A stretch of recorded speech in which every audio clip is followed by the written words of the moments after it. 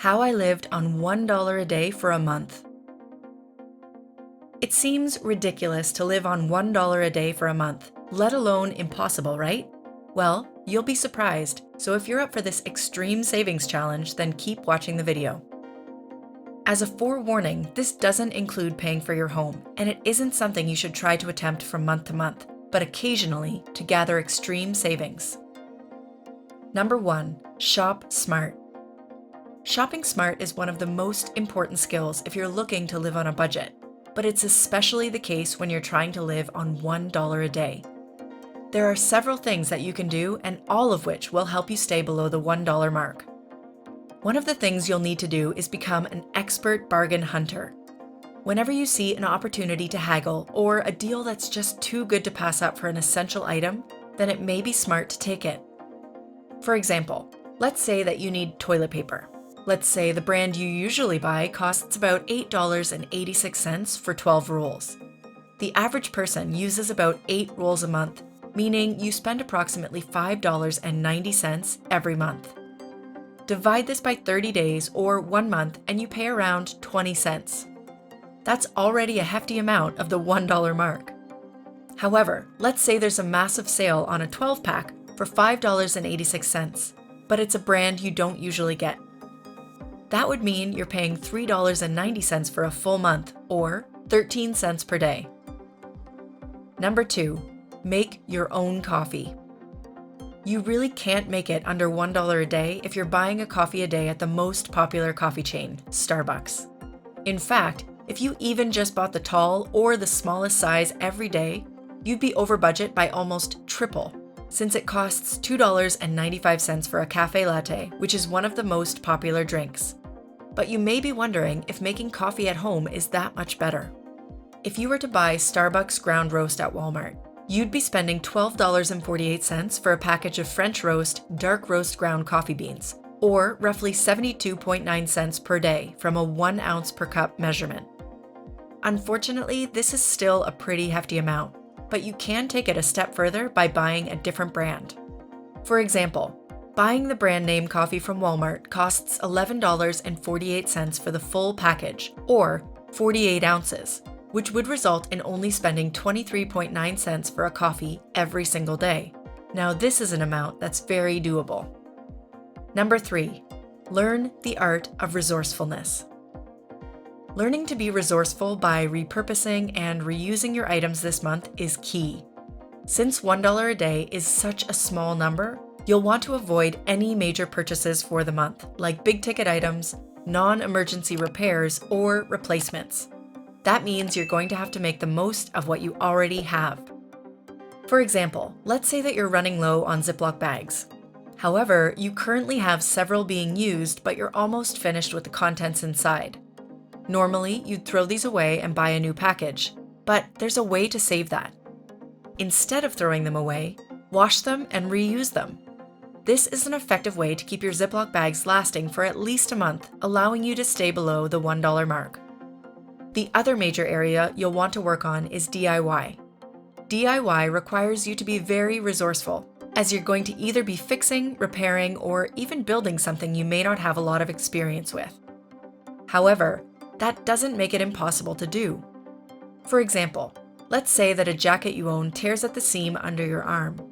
Instead of buying a new coat, pull out that old sewing kit, watch a YouTube video, and fix it yourself. For any of you who live in colder climates, you know that winter jackets aren't cheap, and you'll seriously go over the $1 a day budget if you have to buy a new one.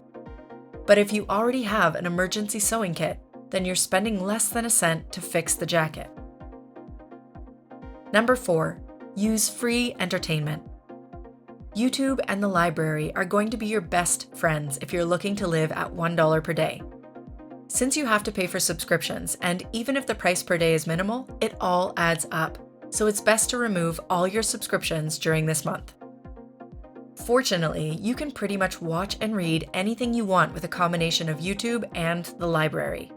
YouTube is entirely free and has tons of content on basically anything you can think of. In fact, you're already using it now by watching this video, and while you're at it, consider liking it and subscribing to Investors Weekly. When you help us out, we can continue helping you out. It's a great way to pass time and allow yourself some enjoyment in life, which everyone deserves. Another major benefit of YouTube is that they offer free music to listen to on its platform. Most people are subscribed to Spotify or some other network. Again, it's best to remove the subscription to ensure you'll stay under your $1 a day budget. Using the library is also an excellent way to utilize free entertainment.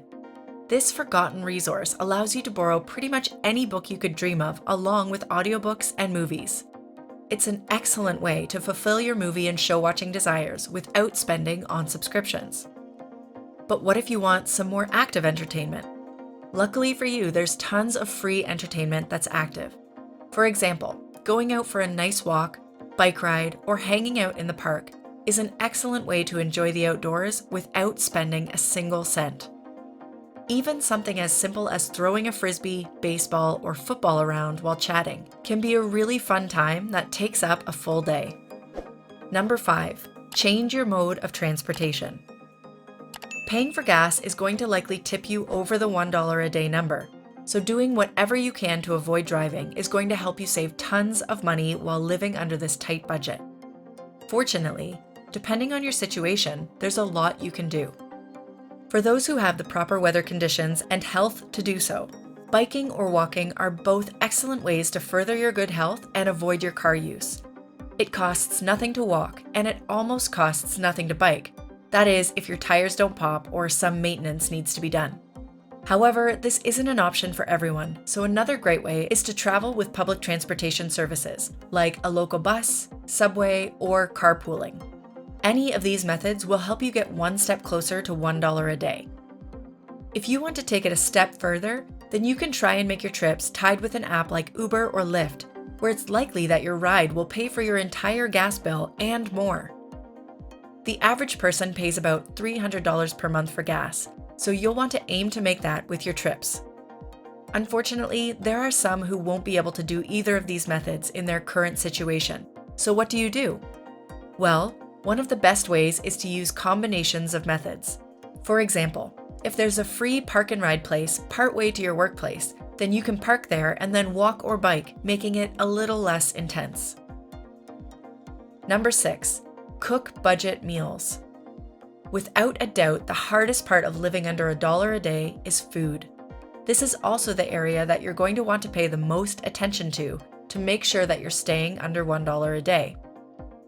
Before you do anything, one of the best websites to help you figure out the best meals is budgetbytes.com. Not only do they have hundreds and even thousands of recipes that are under $10 entirely, but they also show you the cost per serving to give you a clear idea of what your best meal options are. Unfortunately, there's one problem. If the meal isn't a cookie or some light breakfast, you'll be spending close to $1 just for one serving. On the other hand, there are a few meals that cost around 60 cents, and this is something that can be worked with. Firstly, it's important to remember that these values are just the best estimates, and they may be more or less in your area. Secondly, you need to do your own research on items and make sure you make recipes with items on major sales. Before I share the example, let us know in the comments below if you've ever tried living on $1 a day for a month and how it went for you. For example, the Puerto Rican rice and beans recipe on the website costs about 69 cents per serving. On top of that, if you click on the recipe, it gives you the price per serving of each item in the recipe. So you can easily do your own calculations to find out if you can make a recipe even cheaper. To make it easy, only pick 3 to 4 meals that you'll recycle to help you not get overwhelmed.